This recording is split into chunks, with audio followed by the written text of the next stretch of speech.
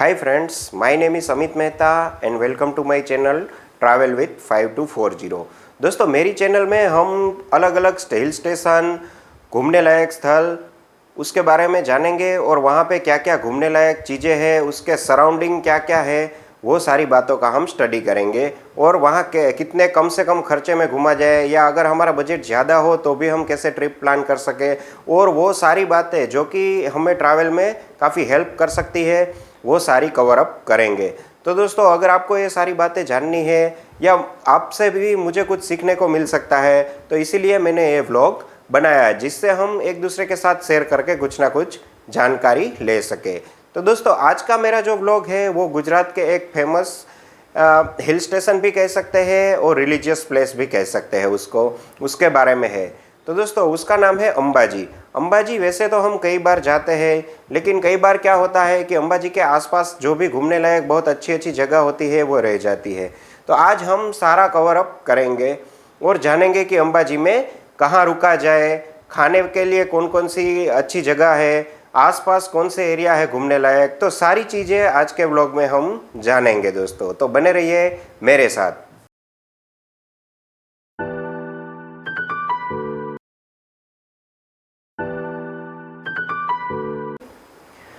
सबसे पहले दोस्तों हम अंबाजी की हिस्ट्री के बारे में जान लेते हैं। तो भारत में अंबाजी 51 शक्तिपीठ जो कि कहा जाता है उसमें से एक शक्तिपीठ है, जिसके पीछे दक्ष प्रजापति की स्टोरी है। जो दक्ष प्रजापति की पुत्री थी सती, उनका विवाह शिव जी के साथ हुआ था, लेकिन दक्ष प्रजापति एक बहुत बड़ा यज्ञ करते हैं और उसमें शिव जी को इन्वाइट नहीं करते।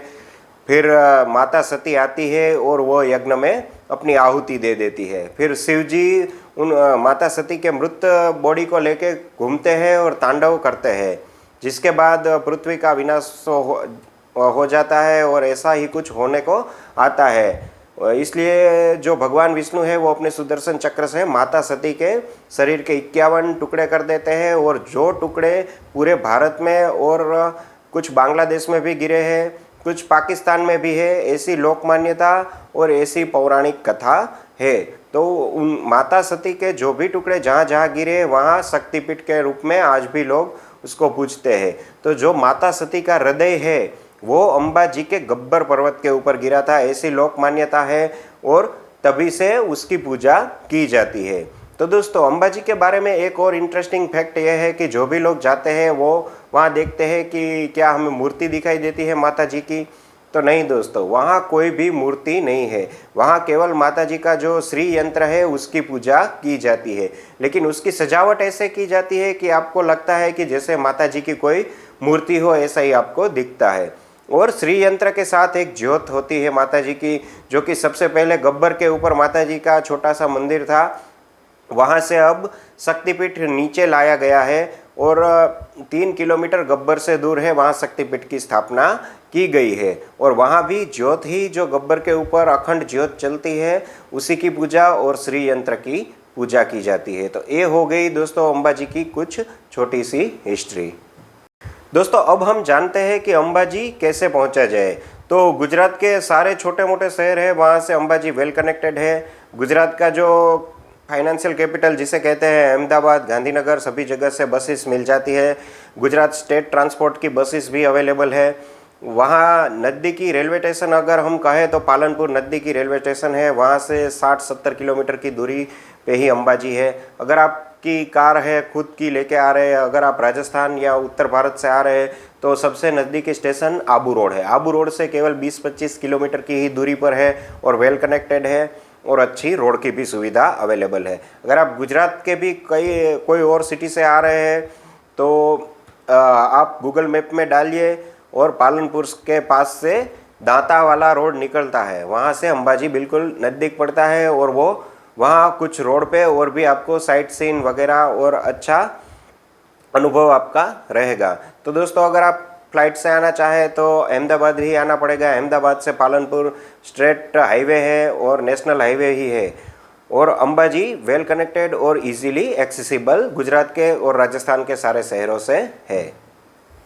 दोस्तों अब हम जान लेते हैं कि अगर आप अंबाजी में आते हैं तो रहने और खाने की क्या सुविधाएं हैं। तो अंबाजी में बहुत सारी धर्मशालाएं हैं और बहुत सी अच्छी होटल है और आसपास रिसोर्ट भी बहुत अच्छा है। तो जैसा आपका बजट हो वो 200 रुपये से शुरू हो के 20,000 रुपये तक का आप स्टे कर सकते हैं। आप अपने बजट के अनुसार रहिए। धर्मशाला में भी अगर आपका बजट कम है तो अच्छी सुविधा मिलती है, वहाँ कोई दिक्कत होती नहीं। गर्म पानी की सुबह सुविधा होती है, बेडिंग भी अच्छी होती है, सब कुछ अच्छा मिलता है। कुछ धर्मशालाएँ सस्ते रेट में भी काफ़ी अच्छी होती है, जैसे कि मोदी धर्मशाला है या फिर पटेल की धर्मशाला है। ऐसी कई सारी धर्मशाला है। तो आपको कुछ एडवांस बुकिंग करवाने की मेरे को नहीं लगता ज़रूरत है। अगर आप कुछ ऐसे त्यौहार पे आ रहे हैं, जैसे कि अंबाजी में भादरवी पूनम का बहुत बड़ा मेला लगता है, तो उस टाइम हो सके तो आप अवॉइड कीजिए, क्योंकि तब वहाँ बहुत सारे करीब करीब 20 से 25 लाख लोग आते हैं। तो उस टाइम को अवॉइड कीजिए। इसके अलावा जो नवरात्र होते हैं उस दिन भी वहाँ पे भीड़ रहती है, तो उस टाइम को आप अगर शांति से दर्शन करना चाहते हैं तो अवॉइड कर सकते हैं। इसके अलावा आप साल के 12 महीने यहाँ आ सकते हैं और विंटर सबसे अच्छा रहता है, क्योंकि मौसम भी सुहाना रहता है और ठंडी रहती है। तो हो सके तो आपको शांति से दर्शन करना हो तो विंटर में और सैटरडे संडे को छोड़ के किसी भी दिन यहाँ आ सकते हैं, तो आपको शांति से दर्शन होंगे। तो यहाँ रहने की पूरी फैसिलिटी है, आपको कहीं ना कहीं धर्मशाला या आपके बजट के अनुसार रूम मिल ही जाएंगे। एडवांस बुकिंग की कोई ज़रूरत नहीं है। अब दोस्तों खाने की बात आती है, तो खाना यहाँ पे अंबाजी का जो ट्रस्ट है उसका भी मिलता है, जिसको हम प्रसाद कहते हैं। इसके अलावा अगर हमें जो बहुत अच्छा लगता है वो कैलाश डाइनिंग हॉल है। वो जो नीचे शक्तिपीठ है उसके सामने ही एक रेस्टोरेंट है जो कि पहले माले पे है। कैलाश डाइनिंग हॉल करके आप गूगल में या सर्च करेंगे तो आपको मिल जाएगा। वहाँ खाना बहुत अच्छा मिलता है, तो एटलीस्ट आप लंच या डिनर वहाँ कीजिए और आपका एक्सपीरियंस कैसा रहा वो मेरे साथ ज़रूर शेयर कीजिए। मुझे वहाँ का खाना बहुत अच्छा लगता है और बहुत ही अच्छी गुजराती टेस्टी डिश मिलती है। अंबाजी में दोस्तों जब आप आते हैं तो सबसे पहला आपका फोकस होता है कि माँ अम्बा का दर्शन करना। तो उसका दर्शन का जो टाइमिंग है वो गूगल पे आपको मिल जाएगा। फिर भी आपकी फैसिलिटी के लिए मैं आपको बता देता हूँ कि सुबह 7 बजे से मंदिर में दर्शन शुरू हो जाते हैं और 7 से 11:30 बजे तक दर्शन रहते हैं। उसके बाद मंदिर के द्वार बंद हो जाते हैं। दोपहर को 12:30 से 4:30 बजे तक के लिए फिर भी दर्शन शुरू होते हैं। 4:30 बजे अगर आप पहुंचते हैं तो वापस से गेट बंद हो जाते हैं और शाम को 7:30 बजे से लेके 9:15 तक दर्शन अवेलेबल रहते हैं। एक बार दोस्तों आपने अंबाजी शक्तिपीठ में माता जी के दर्शन कर लिए, फिर आसपास हमें कहाँ जाना है। तो जो अंबाजी का मूल मंदिर है वो गब्बर के ऊपर कहा जाता है। तो सबसे पहले हम गब्बर के दर्शन करना चाहेंगे, तो हो सके तो आप गब्बर दर्शन के लिए दोपहर का टाइम अवॉइड कीजिए। जितना हो सके उतना सुबह जल्दी या फिर शाम को अगर आप दर्शन करने जाते हैं तो आपको ठीक लगेगा। अगर आप चुस्त दुरुस्त है और सीढ़ियाँ चढ़ सकते हैं तो करीब करीब 1000 के आसपास सीढ़ियाँ है गब्बर पर्वत के ऊपर चढ़ने के लिए। अगर आप 1000 सीढ़ियाँ नहीं चढ़ना चाहते तो वहाँ वुडन खटोला की भी व्यवस्था है और वो रिजनेबल रेट में आपको ऊपर भी 5-10 मिनट में ले जाएंगे और वापस नीचे भी ले आएंगे। तो अंबाजी शक्तिपीठ के अलावा आप दूसरी प्रायोरिटी पे गब्बर दर्शन को रखिए। शक्तिपीठ और गब्बर के अलावा जो अंबाजी के आसपास में घूमने लायक और दर्शन करने लायक जो भी स्थल है उसमें स्पेशली मुझे जो सबसे अच्छा लगता है और वहाँ जाके मुझे 1-2 घंटे शांति से बैठने को बहुत मजा आता है वो है कैलाश टेकरी। कैलाश टेकरी नजदीक ही है। वहाँ पे आपके पास कार है तो आपकी गाड़ी ऊपर तक जा सकती है टेकरी के ऊपर, या से फिर आप सीढ़ियों से भी जा सकते हैं।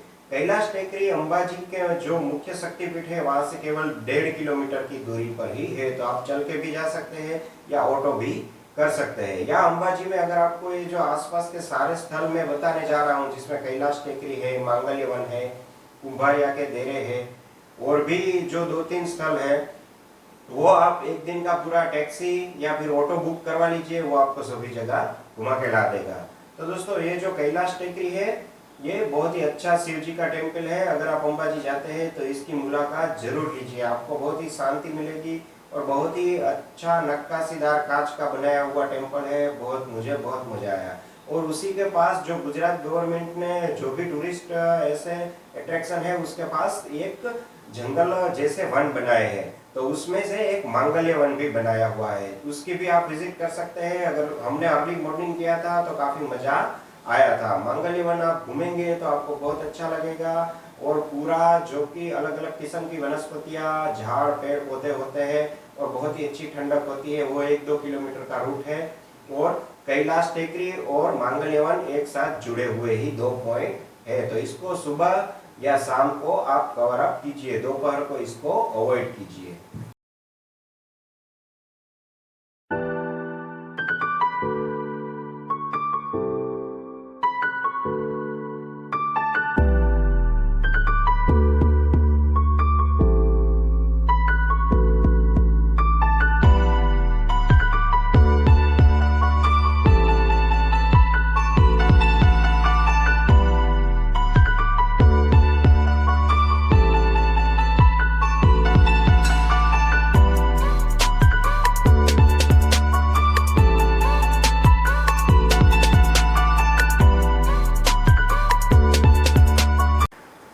कैलाश टेकरी के पास ही में जो दूसरा पॉइंट है वो है कुंभारिया के जैन देरासर। दोस्तों, माउंट आबू के जो दिलवाड़ा के देरे हैं वो बहुत ही फेमस है। उसमें जैन धर्म के जो भी टेम्पल है उसमें काफ़ी अच्छी नक्काशी की गई है और काफ़ी पुराने टेम्पल है।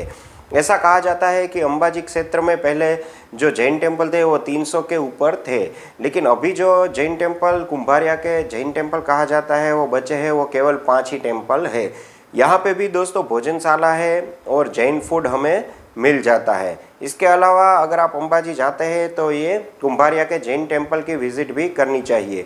ये काफ़ी हमारा रिच हेरिटेज आर्किटेक्चर दिखाते हैं और देखने में ये बहुत ही इंटरेस्टिंग और काफ़ी नक्काशीदार इसकी बनावट है।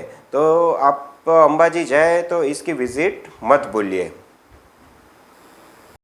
दोस्तों, अंबाजी में जब आप आसपास के पॉइंट के दर्शन करते हैं तो सबसे पहले 1.5 किलोमीटर पे कैलाश टेकरी है, उसके 100-200 मीटर के अंतर पे ही वो ये कुंभारिया के जैन देरासर है। और वहाँ से अगर आप उसी रोड पे आगे चले जाते हैं तो 5-7 किलोमीटर दूर जो हम किनारे पे रोड की होती है वहाँ पे कामाक्षी देवी का टेम्पल आया है। ये टेम्पल पूरा अगर हम देखें तो हमें ऐसा लगता है कि हम साउथ इंडिया में घूम रहे हैं, साउथ इंडिया जैसा बनावट है। और ये टेम्पल काफ़ी अच्छा है, कामाख्या देवी का मंदिर है और वहाँ पे उसके आसपास भी 51 शक्तिपीठ के मंदिर छोटे छोटे बनाए गए हैं। तो ये टेम्पल भी देखने में काफ़ी अच्छा लगता है और यहाँ पे भी अगर हमें ज़रूर दर्शन करने चाहिए। एक ही रोड पे आया हुआ है।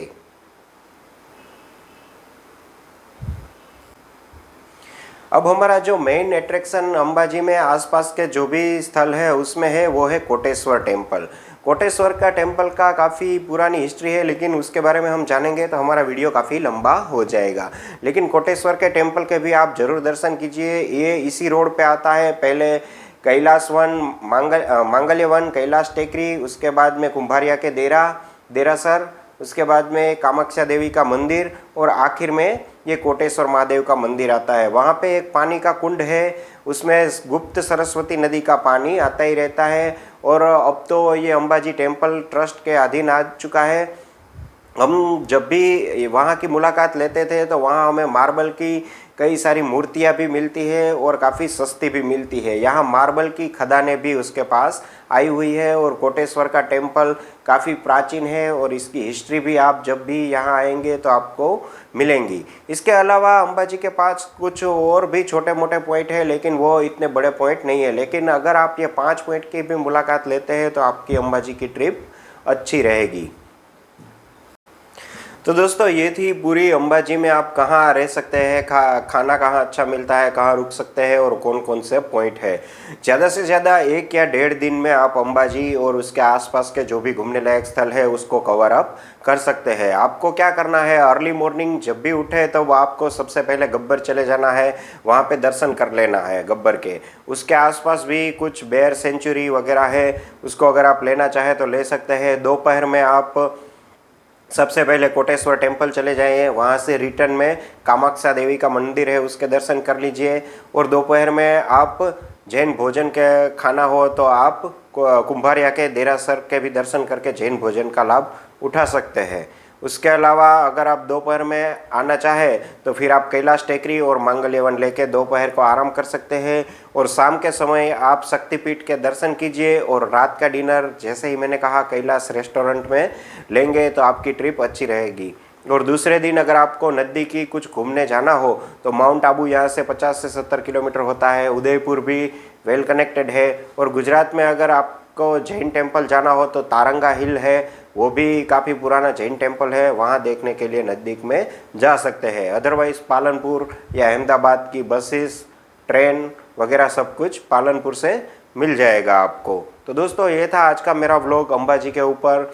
अगर आप कोई और पॉइंट जानना चाहते हैं या मेरे से कुछ छूट गया है या आप कुछ और जानते हैं तो मेरे को कमेंट में ज़रूर बताएं। अगर आप चाहते हैं कि ऐसे ही टूरिस्ट डेस्टिनेशन जो है उसके बारे में हमें डिटेल वीडियो बनाए तो मेरी चैनल को सब्सक्राइब कीजिए, दोस्तों के बीच भी सब्सक्राइब करवाइए और ज़्यादा से ज़्यादा लाइक्स कीजिए। तो आगे के वीडियो हम बनाएंगे, अगर अच्छा रिस्पॉन्स मिला तो बनाएंगे, वरना फिर ठीक है दोस्तों, मिलते हैं अगले वीडियो में। Good bye.